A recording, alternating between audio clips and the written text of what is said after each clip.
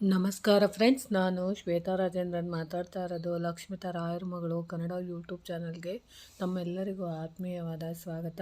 ಸ್ನೇಹಿತರೆ, ನಾನಿವತ್ತು ನಿಮಗೆ ಒಂದು ವಿಶೇಷವಾದ ಮಾಹಿತಿನ ನಾನು ನಿಮಗೆ ತಿಳಿಸ್ತಾ ಇದ್ದೀನಿ. ಅದೇನಪ್ಪ ಅದು ಮಾಹಿತಿ ಅಂತ ಅಂದರೆ, ಸ್ನೇಹಿತರೆ ನೋಡಿ, ಜಯನಗರದಲ್ಲಿರುವಂಥ ರಾಯರ ಪ್ರತಿಮೆ ಮುಂದೆ ನೀವು ಖಂಡಿತವಾಗ್ಲೂ ಒಂದೇ ಒಂದು ಸಾರಿ ಹೋಗ್ಬಿಟ್ಟು ಬನ್ನಿ. ಯಾಕೆ ಹೇಳ್ತಾ ಇದ್ದೀನಿ ಅಂತ ಅಂದರೆ, ಸ್ನೇಹಿತರೆ, ಜೀವನದಲ್ಲಿ ನಿಮ್ಮವರು ಅಂತ ಅನ್ನಿಸ್ಕೊಂಡವರು ನಿಮ್ಮ ಜೀವನದಲ್ಲಿ ನಡೆಯುವಂಥ ಕಷ್ಟ ಸುಖಗಳಿರ್ಬೋದು, ಅಥವಾ ನಿಮ್ಮ ನೋವು ಇರ್ಬೋದು, ನಿಮ್ಮ ಆಸೆಗಳಿರ್ಬೋದು, ಪ್ರತಿಯೊಂದನ್ನು ನೀವು ಯಾರ ಹತ್ರನೂ ಹೇಳೋಕ್ಕಾಗದಿದ್ದಾಗ, ಪರಿತಪಿಸ್ತಾ ಇದ್ದಾಗ, ಸಂಕಟನ ಅನುಭವಿಸ್ತಾ ಇರುವಾಗ, ನಿಮ್ಮ ಆಸೆಗಳೆಲ್ಲ ಪ್ರತಿಯೊಂದು ನೆರವೇರಬೇಕು ಅಂತ ನಿಮ್ಮ ಮನಸ್ಸಲ್ಲಿರೋ ಅಂಥದ್ದನ್ನ ನೀವು ಹೇಳ್ಕೊಬೇಕು ಅಂತ ಅಂದಾಗ, ಖಂಡಿತವಾಗ್ಲೂ ಜಯನಗರದಲ್ಲಿರುವಂಥ ರಾಯರ ಪ್ರತಿಮೆ ಮುಂದೆ ಖಂಡಿತವಾಗ್ಲೂ ಒಂದು ಸರಿ ಹೋಗಿ. ಯಾಕಂದರೆ ಎಲ್ಲ ರಾಯರ ಮಠಗಳಲ್ಲೂ ನಾವು ರಾಯರನ್ನು ಅಪ್ಪಿಕೊಂಡು, ಅಥವಾ ನಮ್ಮ ಮನಸಾರೆ ನಮ್ಮ ಕೈ ತೋಳುಗಳಿಂದ ಅಪ್ಪಿಕೊಂಡು ನಮ್ಮ ಮನಸ್ಸಲ್ಲಿರೋಂಥ ಭಾವನೆಗಳನ್ನ ಶೇರ್ ಮಾಡೋದಕ್ಕೆ ಅಥವಾ ಹಂಚ್ಕೊಳ್ಳೋಕ್ಕೆ ಎಲ್ಲೂ ಅವಕಾಶ ಇರೋದಿಲ್ಲ. ಆದರೆ ನಮ್ಮ ಜಯನಗರದಲ್ಲಿರುವಂಥ ರಾಯರ ಪ್ರತಿಮೆಯಲ್ಲಿ ಅಂಥ ಅದ್ಭುತವಾದ ಶಕ್ತಿ ಇದೆ. ಯಾಕೆ ಹೇಳ್ತಿದ್ದೀನಿ ಅಂದರೆ, ನನ್ನ ಅನುಭವ ಹೇಳ್ತೀನಿ ಕೇಳಿ. ರಾಯರ ಮಠದಲ್ಲಿರುವಂಥ ಆ ಪ್ರತಿಮೆಯಲ್ಲಿರುವಂಥ ಕಣ್ಣುಗಳ ಭಾವಗಳನ್ನ ನೀವು ಅಲ್ಲಿ ಕೂತು ಅಬ್ಸರ್ವ್ ಮಾಡಿದಾಗ ಗೊತ್ತಾಗುತ್ತೆ. ನಾವು ಆಡುವಂಥ ಪ್ರತಿ ಮಾತಿರ್ಬೋದು, ಪ್ರತಿಯೊಂದು ವಿಚಾರಗಳಿರ್ಬೋದು, ಅದೆಲ್ಲನೂ ರಾಯರು ತಮ್ಮ ಕಣ್ಣುಗಳ ಮುಖಾಂತರ ಖಂಡಿತವಾಗ್ಲೂ ನೋಡ್ತಾ ಇರ್ತಾರೆ. ಅವರು ಒಂದೊಂದು ಕ್ಷಣಕ್ಕೂ ಒಂದೊಂದು ಹಾವಭಾವ ಚೇಂಜ್ ಆಗ್ತಾ ಇರುತ್ತೆ.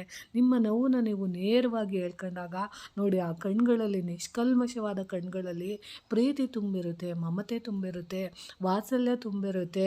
ನಾವು ಯಾವುದೋ ಒಂದು ನೋವನ್ನು ಯಾರ ಹತ್ರನೂ ಹೇಳೋಕ್ಕಾಗದಿದ್ದಾಗ ನಾವು ಒಬ್ಬ ರಾಯರ ಪ್ರತಿಮೆಯಿಂದ ನಿಂತ್ಕೊಂಡು ಒಬ್ಬರ ರಾಯರನ್ನು ನಾವು ತಂದೆ ಆಗಿ, ಗುರುವಾಗಿ, ಅಣ್ಣನಾಗಿ, ತಮ್ಮನಾಗಿ, ಸ್ನೇಹಿತನಾಗಿ ನಾವು ಹೋಗಿ ಅವರನ್ನು, ಆ ಪ್ರತಿಮೆನ ನಾವು ಎದೆ ಹತ್ರ ಅಪ್ಕೊಂಡಾಗ ನಮಗೆ ಸಿಗೋವಂಥ ಅನುಭವನೇ ಹೇಳೋಕ್ಕಾಗ್ದಿರೋ ಅಂಥ ಅನುಭವ. ಯಾಕಂದರೆ ಎಲ್ಲ ರಾಯರ ಮಠಗಳಲ್ಲಿ ನಾವು ಹೋಗಿ ಪ್ರದಕ್ಷಿಣೆ ಸೇವೆ ಮಾಡಿ ಬರ್ತೀವಿ. ಆದರೆ ರಾಯರ ಪ್ರತಿಮೆನ ನಿಜಕ್ಕೂ ಒಬ್ಬ ತಂದೆ ಮಗಳನ್ನು ಯಾವ ರೀತಿ ಆರಾಧಿಸ್ತಾರೋ ಆ ರೀತಿ ಸಂತೈಸುತ್ತಾರೆ. ಅವರನ್ನು ತುಂಬ ನೀವು ಎರಡೂ ಕೈಗಳಿಂದ ಅಪ್ಕೊಂಡಾಗಲೇ ಮಾತ್ರ ಆ ಸ್ಪರ್ಶ ನಿಮಗೆ ಗೊತ್ತಾಗೋದು.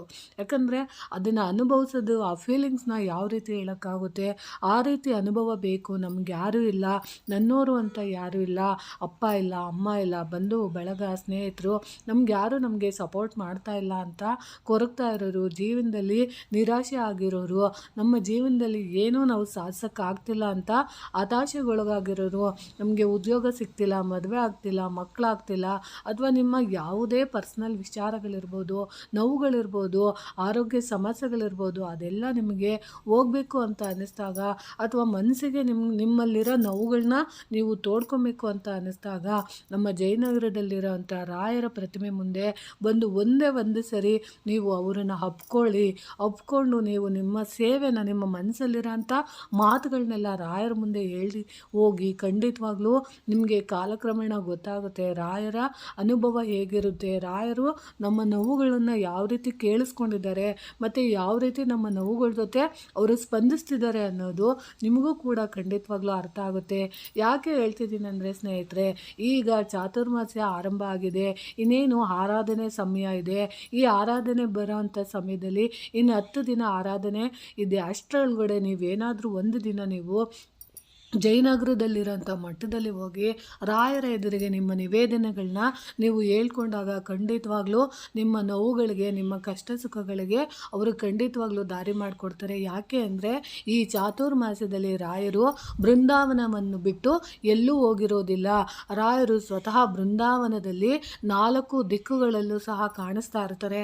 ಅಂಥ 4 ದಿಕ್ಕುಗಳಲ್ಲಿ ನಾವು ರಾಯರನ್ನು ಒಂದೇ ಸರಿ ನೋಡ್ಬೋದು ಅಂತ ಅಂದರೆ ಈ ಆರಾಧನಾ ಮಹೋತ್ಸವದಲ್ಲಿ ಮಾಸದಲ್ಲಿ ನೋಡ್ಬೋದು. ಇನ್ನು 10 ದಿನಗಳಿದೆ. ಆ 10 ದಿನ ನಂತರದಲ್ಲೂ ನೀವು ರಾಯರನ್ನು ನೋಡಬೇಕು ಅಂದರೆ ಈ ಚಾತುರ್ಮಾಸ್ಯದಲ್ಲಿ ಖಂಡಿತವಾಗ್ಲೂ ಸಿಗ್ತಾರೆ. ಅದರಲ್ಲೂ ಈ 10 ದಿನಗಳ ಕಾಲದಲ್ಲಿ ಖಂಡಿತವಾಗ್ಲೂ ಒಮ್ಮೆನಾದರೂ ಜಯನಗರದಲ್ಲಿರೋಂಥ ಮಠಕ್ಕೆ ನೀವು ಭೇಟಿ ಕೊಡಿ. ನಿಮ್ಮ ಕೈಲಾದಂಥ ಸೇವೆ ಮಾಡಿ, ದಾನ ಧರ್ಮ ಮಾಡಿ. ನಿಮ್ಮ ಕೈಯಲ್ಲಿ ಏನಾಗುತ್ತೋ, ಯಾವ ಸೇವೆ ಮಾಡಬೇಕು ಅಂತ ಅನಿಸುತ್ತೋ, ಊಟದ ಸಹಾಯ ಮಾಡ್ಬೋದು, ನೀರಿನ ಸಹಾಯ ಮಾಡ್ಬೋದು, ಸೊಪ್ಪುಗಳು ತರಕಾರಿಗಳನ್ನ ನೀವು ದಾನ ಕೊಡ್ಬೋದು, ಬಾಳೆ ಎಲೆ ದಾನ ಕೊಡ್ಬೋದು, ಎಣ್ಣೆ ತುಪ್ಪ ದಾನ ಕೊಡ್ಬೋದು.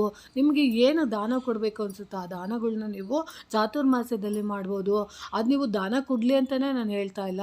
ನಿಮ್ಮ ನೋವುಗಳಿದ್ದರೆ ನಿಮಗೆ ₹1 ದುಡ್ಡು ಕೊಡೋಕ್ಕಾಗಲಿಲ್ಲ ಅಂದರೂ ನೀವು ನಿಮ್ಮ ಮನಸ್ಸಿಗೆ ಸಮಾಧಾನ ಸಿಗಬೇಕು.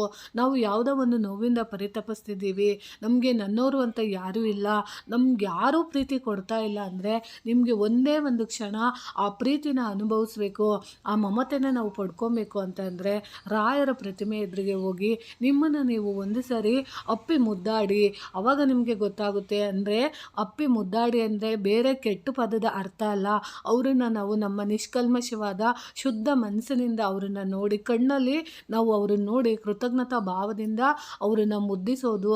ಅಂದರೆ ಗುರು ಮತ್ತು ಶಿಷ್ಯರ ಸಂಬಂಧ ಯಾವ ರೀತಿ ಇರುತ್ತೆ ಅಂತ ಅದಕ್ಕೆ ಉದಾಹರಣೆ ಕೊಡಬೇಕಾಗಿಲ್ಲ. ರಾಯರಂದರೆ ಒಬ್ಬರು ತಂದೆಯಾಗಿ, ಒಬ್ಬರು ತಾಯಿಯಾಗಿ, ಒಬ್ಬ ಫ್ರೆಂಡ್ಸ್ ಆಗಿ, ಒಬ್ಬ ಗೆಳೆಯನಾಗಿ, ಒಬ್ಬ ಬಂಧು ಆಗಿ ಖಂಡಿತವಾಗ್ಲೂ ರಾಯರು ನಮ್ಮ ಜೊತೆ ಸದಾ ಇರ್ತಾರೆ.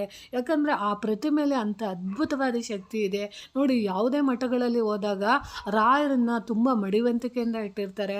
ಆದರೆ ನೀವು ಅಂದ್ಕೊಬೋದು, ಅಯ್ಯೋ ಆಫ್ಟರ್ ಆಲ್ ಅದೊಂದು ಕಂಚಿನ ಪ್ರತಿಮೆ, ಅದರಲ್ಲಿ ಏನಂತ ಪವಾಡ ಅಂತ. ಯಾಕಂದರೆ ಒಂದು ಕಂಚಿನ ಪ್ರತಿಮೆ ಆಗಿದ್ರೂ ಸಹ ಅಲ್ಲಿ ಅದ್ಭುತವಾದ ಶಕ್ತಿ ರಾಯರಿಗೆ ಇದೆ. ಯಾಕಂದರೆ ಅಲ್ಲಿ ಕೊಡೋ ಅಂಥ ರಾಯರ ಆ ಪ್ರತಿಮೆಯಲ್ಲಿ ನಾವು ಮುಟ್ಟಾಗ ಅಲ್ಲಿ ಆ ಸ್ಪರ್ಶದಲ್ಲಿ ಆಗುವಂಥ ಖುಷಿನೇ ಬೇರೆ. ಯಾಕಂದರೆ ಅಲ್ಲಿ ಎಷ್ಟು ಜನ ಬರ್ತಾರೆ ಅಂದರೆ ನಿಮಗೆ ಖಂಡಿತವಾಗ್ಲೂ ಗುರುವಾರ ಟೈಮ್ಗಳಲ್ಲಿ ಅಲ್ಲಿ ರಾಯರಿಗೆ ಒಂದು ನಿಮಿಷನೂ ಪುರ್ಸೋತಿರಲ್ಲ. ಅಷ್ಟು ಜನರು ಬಂದಾಗಲೂ ರಾಯರು ನಗ್ನಗ್ತಾ ನಮ್ಮನ್ನು ಸ್ವೀಕರಿಸಿ ನಮ್ಮ ಮುಖದಲ್ಲಿ ಎಷ್ಟೇ ನೋವಿದ್ರೂ ಅವ್ರನ್ನ ಅಲ್ಲಿ ಆ ಪ್ರತಿಮೆ ಮುಖದಲ್ಲಿ ನೋಡಿದ ತಕ್ಷಣ ನಮ್ಮ ನೋವೆಲ್ಲ ಮರೆತೋಗುತ್ತೆ. ತಂದೆ ಮಕ್ಕಳ ಸಂಬಂಧ ಅಂದರೆ ಯಾವ ರೀತಿ ಇರುತ್ತೆ ಅನ್ನೋದನ್ನ ನಾವು ಆ ಪ್ರತಿಮೆಯಲ್ಲಿ ನೋಡ್ಬೋದು. ಅದಕ್ಕೋಸ್ಕರ ನಾನು ನಿಮಗೆ ತಿಳಿಸ್ಕೊಡ್ತಿದ್ದೀನಿ. ಸಾಧ್ಯವಾದರೆ ನಿಮ್ಮ ನೋವುಗಳಿದ್ದರೆ, ನಿಮಗೆ ಬೇಜಾರಿದ್ದರೆ ರಾಯರನ್ನು ಒಂದು ಸಾರಿ ನೀವು ಪ್ರೀತಿಯಿಂದ ಹೋಗಿ ಮಾತಾಡಿಸಿ. ಅಲ್ಲಿ ನೀವು ಏನೂ ಕೊಡಬೇಡಿ, ನಿಮ್ಮ ಕೈಯಿಂದ ₹1 ದುಡ್ಡು ಕೂಡ ಖರ್ಚು ಮಾಡಬೇಡಿ. ಆದರೆ ರಾಯರನ್ನು ಒಂದು ಸರಿ ಹೋಗಿ ನೀವು ಅಲ್ಲಿ ಅಪ್ಪಿ ನಿಮ್ಮ ಮನಸ್ಸಲ್ಲಿರೋಂಥ ಭಾವನೆಗಳನ್ನ ನೀವು ಹೇಳ್ಕೊಂಡಾಗ ಮನಸ್ಸಿಗೆ ಯಾವುದೋ ರೀತಿಯ ಸಮಾಧಾನ ಸಿಗುತ್ತೆ. ಯಾವುದೋ ಒಂದು ಜೀವನದಲ್ಲಿ ಸೋತೋಗಿದ್ದೀವಿ ಅಂತ ಅನ್ನೋರಿಗೆ ನಾವು ಗೆಲ್ಲಬೇಕು ಅನ್ನೋ ಕಾನ್ಫಿಡೆನ್ಸ್ ಬರುತ್ತೆ. ಅದ್ರ ಜೊತೆಗೆ ನಮಗೆ ನಮ್ಮ ಜೀವನದಲ್ಲಿ ನಮ್ಮವರು ಅಂತ ನಮ್ಗೆ ಯಾರೂ ಇಲ್ಲ ಅಂದ್ರೂ ನಮಗಾಗಿ ಯಾವುದೋ ಒಂದು ಜೀವ ಪ್ರತಿದಿನ ನಮ್ಮನ್ನು ಕಾಯ್ತಾ ಇದೆ, ನಮಗೋಸ್ಕರ ಮಿಡಿತಾ ಇದೆ. ನಮ್ಮ ಒಳಿತು ಕೆಡುಕುಗಳ ಜೊತೆ ನಮ್ಮ ಜೊತೆ ಸದಾ ಹೆಜ್ಜೆ ಹಾಕೊಂಡು ನಮ್ಮ ಕಿರುಬೆರಳನ್ನು ಹಿಡ್ಕೊಂಡು ನಾವು ಒಳ್ಳೆ ದಾರಿಲಿ ನಡೆಸೋದಕ್ಕೆ ದಾರಿ ಮಾಡಿಕೊಡ್ತಾ ಇದೆ ಅಂದರೆ ಖಂಡಿತವಾಗ್ಲೂ ಅಲ್ಲಿ ರಾಯರಿದ್ದಾರೆ. ಯಾಕಂದರೆ ಅದು ನನ್ನ ಸ್ವಂತ ಅನುಭವದನ್ನು ನಾನು ನಿಮಗೆ ಹೇಳ್ತಾ ಇದ್ದೀನಿ. ಖಂಡಿತವಾಗ್ಲೂ ನೀವು ದೂರಗಳಲ್ಲಿ ಯಾವಾಗಾದರೂ ಬೆಂಗಳೂರು ಸೈಡಿಗೆ ಬಂದಾಗ ಖಂಡಿತವಾಗ್ಲೂ ಜಯನಗರದಲ್ಲಿರುವಂಥ ರಾಯರ ಮಠದ ಪ್ರತಿಮೆನ ಒಂದೇ ಒಂದು ಸಾರಿ ಜೀವನದಲ್ಲಿ ಒಂದು ಸಾರಿ ನೀವು ಬಂದು ಮುಟ್ಟಿ ಸ್ಪರ್ಶ ಮಾಡಿ ಅದ್ರ ಜೊತೆ ಒಂದೆರಡು ಮಾತುಗಳನ್ನ ನೀವು ಆಡಿ ಹೋಗಿ. ನಿಮಗೆ ಒಂದು ಸಾರಿ ಬಂದೋದ್ರೆ ಮತ್ತೆ ಮತ್ತೆ ಬರಬೇಕು ಅನಿಸುತ್ತೆ. ಅಂಥ ಅದ್ಭುತವಾದ ಶಕ್ತಿ ಆ ಪ್ರತಿಮೆಗೆ ಇದೆ. ಆ ಪ್ರತಿಮೆ ಮುಟ್ಟಿದ ತಕ್ಷಣ ನಮ್ಮಲ್ಲಿರೋ ಅಂಥ ಯಾವುದೋ ಒಂದು ಸೋಲಿನ ಭಯ ಇರ್ಬೋದು, ಆರೋಗ್ಯದ ಸಮಸ್ಯೆಗಳಿರ್ಬೋದು, ಮಾನಸಿಕ ಒತ್ತಡಗಳಿರ್ಬೋದು, ಯಾವುದೇ ಒಂದು ರೀತಿಯ ನಮ್ಮಲ್ಲಿ ನೆಗೆಟಿವಿಟಿ ಇದ್ದರೆ, ನಮ್ಮನ್ನು ಯಾರೋ ಆಡ್ಕೊತಾ ಇದ್ದಾರೆ, ನಮಗೆ ಯಾರೋ ಅಗೌರವ ತೋರಿಸ್ತಿದ್ದಾರೆ, ಯಾರೋ ನಮ್ಮಿಂದ ದೂರ ಆಗಿದ್ರೂ ಪರವಾಗಿಲ್ಲ, ಆದರೆ ನಮ್ಮ ಜೊತೆ ನ್ಯಾಯ, ಸತ್ಯ, ಧರ್ಮ, ಪ್ರೀತಿ, ವಿಶ್ವಾಸ, ಮಮತೆ ಎಲ್ಲ ಇದೆ ಅಂತ ಅಂದರೆ ಖಂಡಿತವಾಗ್ಲೂ ಅಲ್ಲೂ ರಾಯರಿದ್ದಾರೆ.